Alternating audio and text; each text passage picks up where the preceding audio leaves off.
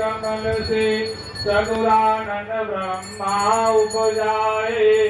धर्मदेव के वासुदेव पुनि यंत्र रूप जग में कहलाए। उनके पुत्र हुए विश्वकर्मा देव शिल्पी जो तन धर आए। उन्हीं विश्वकर्म देव की सुर नर मुनि सब शीश नवाए। पूज्य श्री विश्वकर्मा जी की पूजा करे सभी मन लाई। स्नेह सलिल से स्नान ध्यान करे रोई रोई धुत वर्षि जलाई।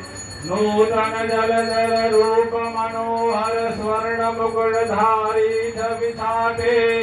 विश्व विदित विश्वकर्मा देव धनुष मानव मुस्काते। आरती श्री विश्वकर्मा जी की स्वच्छ हृदय कर्पूर जलाए। द्विज विबुध रूप जो सूत्र दंडधर सर्व सिद्धि प्रद है कहलाते। अनेक कला कौशल विजेत जो युग युग में सबको सिखलाते। स्वर्गपुरी रच कर पहले की जिसने शिल्प कला बरसाई।